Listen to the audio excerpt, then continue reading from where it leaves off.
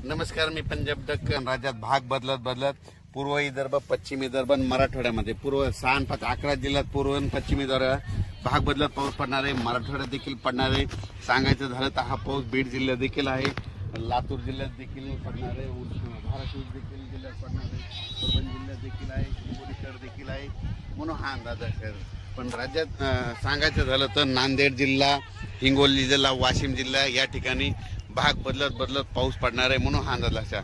म्हणजे 3 जुलैपर्यंत हा पाऊस पडणार आहे, म्हणून हा अंदाज लक्षात येतात. राज्यातल्या सर्व शेतकऱ्याला सांगू इच्छितो की जसे वेगवार बसेल तसे शेतीचे कामं करत राहा. पाऊस दररोजच पडत राहणार आहे, म्हणजे एकदम असा बंद काही होणार नाही, म्हणून सर्व शेतकऱ्यांनी हा अंदाज लक्षात घ्यायचा. तर राज्यातल्या सर्व शेतकऱ्याला सांगू इच्छितो की बीड जिल्ह्यात काही भागात पडला, आज ह्या 2, 3, 4 जुलैपर्यंत तिकडे देखील काही भागात पाऊस पडत जाईल. त्याच्यानंतर नगर जिल्ह्यात देखील आज बऱ्याच ठिकाणी पाऊस पडत जाईल.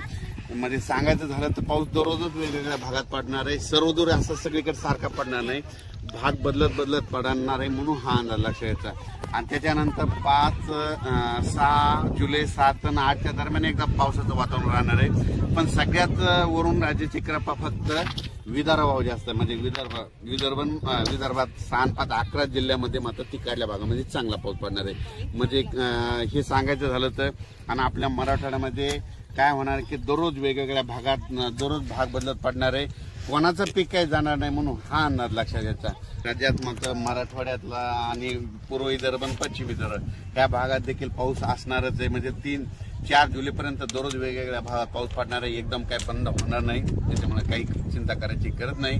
पण राज्यात सगळ्यात जास्त वरून राज्याची कृपा फक्त विदर्भावर जास्त आहे. म्हणजे 6 5 11 जिल्ह्यामध्ये पाऊस चालूच राहणार आहे. त्यांना एक विनंती की तुम्ही जसं वेळ भेटेल तुम्ही तसे वापसा झाली तशी तुम्ही तुमच्या पेरणी करा. धन्यवाद.